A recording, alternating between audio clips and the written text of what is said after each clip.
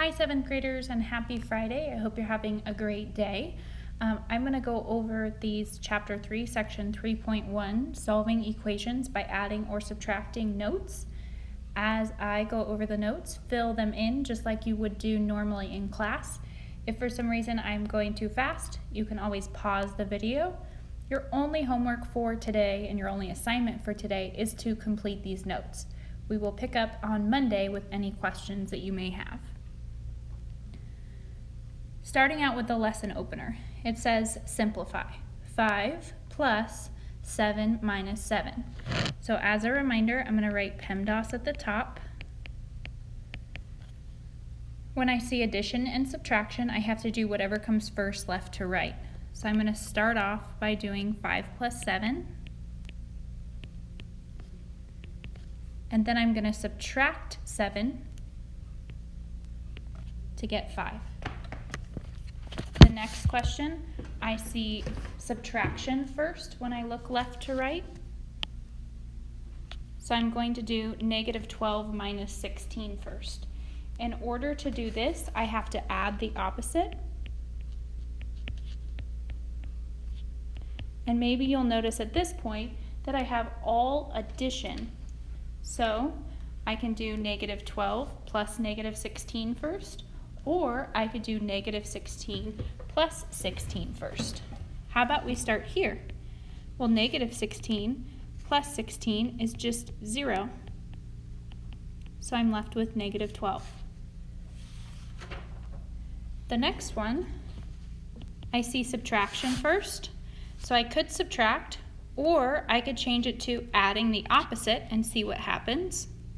Let's try that.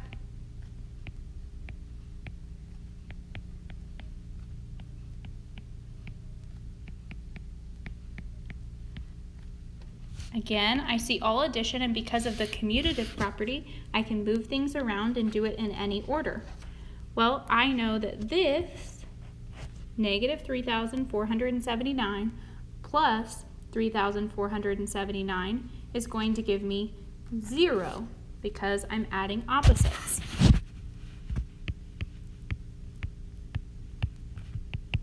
So I'm left with 136,798.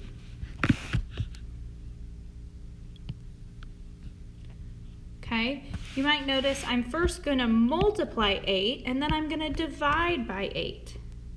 Well, it's like it's going to undo itself. Yes, I'm going to follow PEMDAS, and I'm going to multiply first,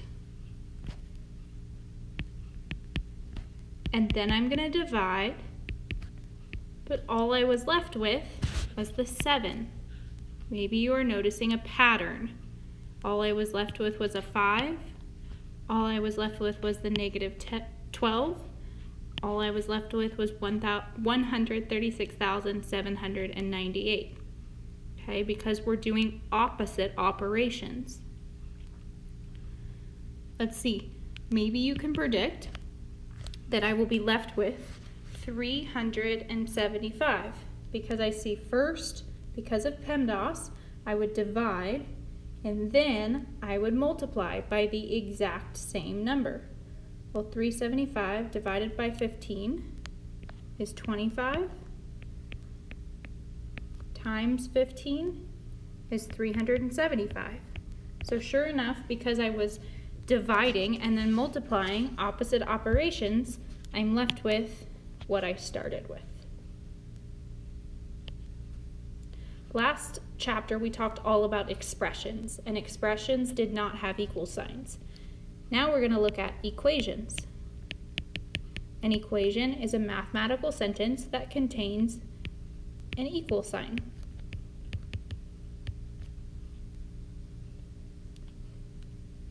A solution set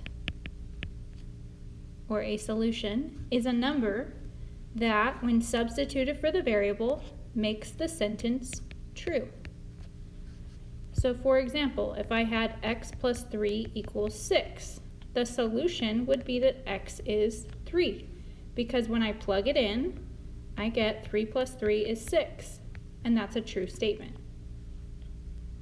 So how are we going to solve for these? We're going to use inverse operations. I can list my inverse operations. They are ones that undo each other. So the opposite, or the operation that undoes addition, is subtraction. Just like the operation that undoes subtraction is addition. The opposite of multiplying is dividing. They undo each other. The opposite of dividing is multiplying. We had properties last chapter. We're going to have a couple new properties this chapter. For all integers a, b, and c, meaning they're positive or negative whole numbers, if a equals b, then I could add the same number to both sides of that equal sign and they stay the same. So, for example, if a is 3, b is 3, and c is 2. Well, obviously, 3 equals 3, and if I add 2 to both sides, it stays equal. 5 still equals 5. So as long as you do it to both sides of the equal sign, then it's going to stay equal. So first example, it says solve x minus 6 equals 10, then check the solution. So I am going to have to use my addition property of equality. On my homework, when we do these, I would write out the problem first. I need to use my inverse operation. I need to add 6 to both sides. And I'm going to stack it like this. I did it to the left side of the equal sign and to the right side of the equal sign.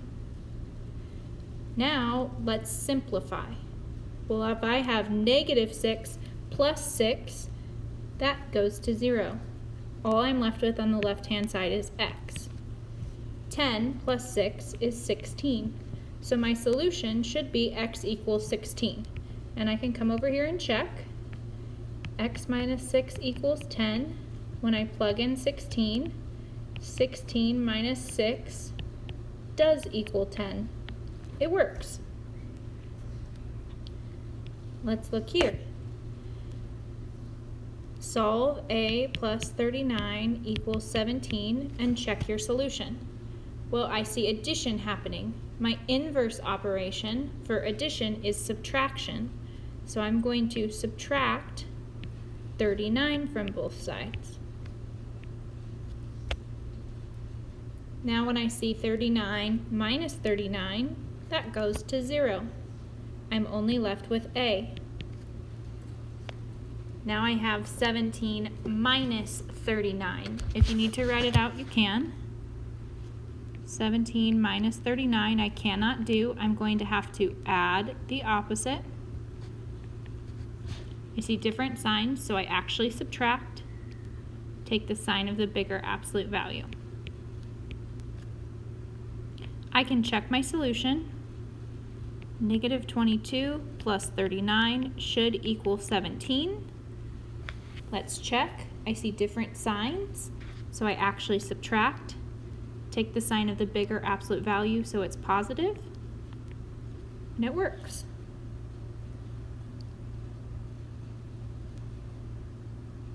Okay, name the inverse operation, including the quantity that you would use to solve each equation. So I see that I'm adding 18. So the inverse of addition would be subtraction. And how much would I have to subtract? 18. In this one, I see b minus 25. I see subtraction. So the inverse would be to add how much?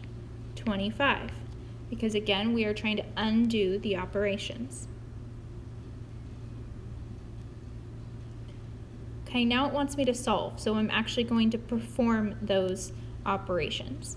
The first one, I see addition, so I need to subtract 18 from both sides. 18 minus 18 is going to cancel out.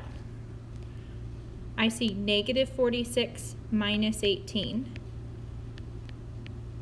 I'm going to have to add the opposite, same signs, so it's going to stay negative. When I add them together, I get negative 64. And again, you could plug it back in. Negative 64 plus 18 does equal negative 46. Okay, now I see b minus 25. Opposite will be to add 25 to both sides of the equal sign. 25 minus 25 goes to 0, and I do not have to write it. 87 plus 25 gives me 112. I can plug it back in to check. 112 minus 25, sure enough, is 87. Another property we have is called the symmetric property of equality. Now you learned about symmetry in elementary school. So when we're comparing two things to see if they're symmetrical, we're trying to see if they're equal, if they are the same. So if A equals B, I should be able to flip it around and say that B equals A. It's the same thing either way. So if I said 7 equals 7, flipping it around, look, you didn't even know that I flipped it. 7 equals 7. It's symmetric.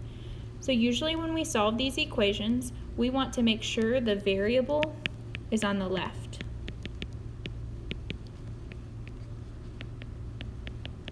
So if it's on the other side, we can simply flip it around because of the symmetric property. Solve and check the solution. 47 equals m plus 3. I see addition. My inverse operation is going to be subtraction. So I'm going to subtract 3 from both sides. 47 minus 3 gives me 44. 3 minus 3 cancels out. So I get m is 44. But we want the variable on the left, so because of the symmetric property, I can switch it. Now to check my solution, 47 equals 44 plus 3. Let's see if it does. Well, 44 plus 3 is 47. It works.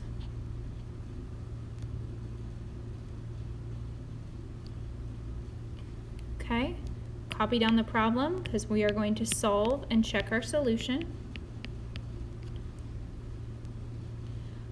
Let's rewrite this. When I see subtracting of a negative, that's the same thing as adding the opposite. The opposite of negative 7 is positive 7. Two negatives make a positive. Now I see addition, and my inverse operation would be to subtract 7 from both sides. 7 minus 7 goes to 0. I'm left with y equals negative 18 minus 7, which I cannot do. I have to add the opposite. I see same signs, so negative 18 plus negative 7 is going to stay negative 25. And I can plug it back into check. Negative 25 minus negative 7, does it equal negative 18? Well, again, I would have to add the opposite. I see different signs, so I actually subtract and take the sign of the bigger absolute value, which would be negative.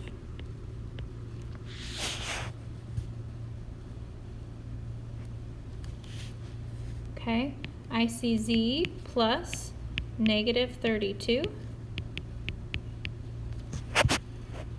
Okay, I have two options here. I could rewrite the problem and see that z plus negative 32 is the same as z minus 32. Or I could notice that I want this to go to 0. So even though I see addition, this is a negative number. Okay, so I have to be careful. Let's change it so it's easier to see. Now I see that I need to add 32 to get this variable by itself and have this cancel out. it might have been harder to see in this step that you would actually have to add 32 instead of subtract. Remember, you always want your variable by itself. You want to undo the operation so the variable is left alone. Negative 19 plus 32, I see different signs, so I'm actually going to subtract. Take the sign of the bigger absolute value, which is positive. Now I'll plug it back in and check my solution. 13 plus negative 32, does it equal negative 19? Well, I see different signs. I'm going to subtract. Take the sign of the bigger absolute value, and sure enough, it works. Let's look at these. Okay, I see n minus negative 28. I want negative 28 to go to 0. So maybe I rewrite this as n plus 28 first, because subtracting a negative is the same as adding the opposite. I'm going to subtract 28 from both sides. 73 minus 28. I can subtract that like normal to get 45. Again, you could plug it in and check. 45 plus 28 is 73. The next one, I see addition, so I'm going to need to subtract 34 from both sides. 115 minus 34 gives me 81. 34 minus 34 cancels out. But I always want my variable on the left, so I'm going to flip it using the symmetric property. Now what about if I had word problems? We have a 4-point checklist. First, you're going to read the problem. That way you understand the question and identify any data that you need. Then we will plan what to do to solve the problem. Maybe we pick our operation. Maybe we choose what variable we're going to use, and maybe we combine it to write an equation. Step 3, we're actually going to solve the problem. We're going to carry out our plan. So then step 4, we can check our answer. We've been checking our answer, plugging it back in. We always want to make sure that our solution is reasonable and makes sense with the problem we were given. Write each word phrase as a mathematical expression. Use n for the variable. We practiced this a lot last chapter, but now they're telling us we have to use the variable n. So I'm going to circle my numbers. 4 more than a number, and I'm going to underline my keywords, more than. 4 more than a number. It's an expression because it doesn't have an equal sign. A number increased by 10. Well, the number we're choosing is n. Increased by tells me to add. How much? 10. 5 less than a number.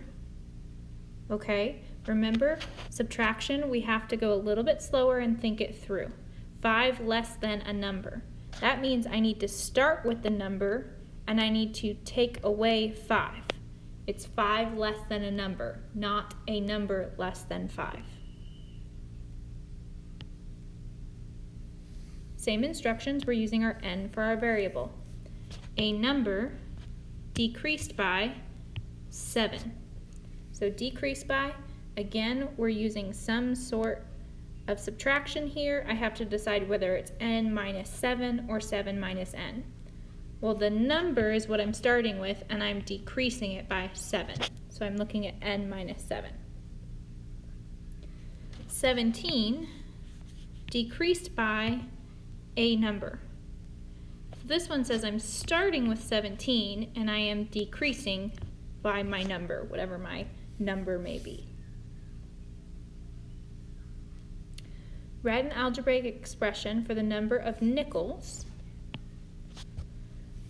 Sergey has and the number Kimberly has. Okay, so we got 2 people going on here. If he has 8 more than Evan and Kimberly has 6 fewer than Evan. Okay, so I kind of read it through. Let's go through and circle some of our numbers. I see 8, okay, and I see 6. Okay, I kind of already underlined some of our keywords. We got more than, fewer than. Well, both of these people are related in somehow, or in some way, shape, or form, to Evan. So it sounds like Evan is our variable. We don't know how many nickels Evan has, but we know that Sergey has 8 more than Evan, and we know that Kimberly has 6 fewer than Evan. So I need to subtract 6. It doesn't tell me what variable to use, so I picked E for Evan. Maybe you want to pick N for nickels. But they're dependent on how many Evan has, and we don't know how many Evan has. So maybe you want to pause the video and try these, see if you can do them on your own, and then check. But we're writing each word phrase as an algebraic expression. 3 decreased by a number. Okay, so 3 is what I'm starting with, and I'm decreasing it by some number. The sum telling me to add of a number and 9. So I'm going to add a number and 9. 5 more attended the meeting than last month. Well, it sounds like last month might be my variable. I don't know how many attended last month, but I know that 5 more attended this meeting than last month. So I picked my variable. Doesn't say I have to use n, but I used n this time as well. Now it's changed. Write an equation. This time I need to have an equal sign. Write an equation for the sentence. A number decreased by 3 is 16. Remember, equation, I have to have an equal sign. A number decreased by 3 is 16. That is going to represent equals. So we've gone one step further, and in an equation, I have to have it equal to something. So again, we're writing an equation. I know I'm going to have an equal sign. $7 more than the cost of shoes is $98. Well, it sounds like I don't know the cost of the shoes, but I know that $7 more than whatever the cost of the shoes is $98. And again, you could have written it that way or this way because of the symmetric property. Just like on the other one, I could have flipped it around. I could have said 16 equals n minus 3. It'll be the same either way. Write an equation for each of the following sentences. So equation, I'm going to have equal signs. The sum of a number and 18 is 31. So sum tells me I'm adding the number and 18 is 31.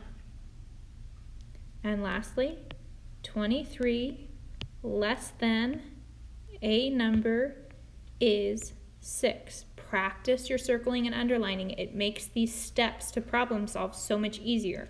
I've already determined my numbers, my operations, and my variables by doing this circling and underlining.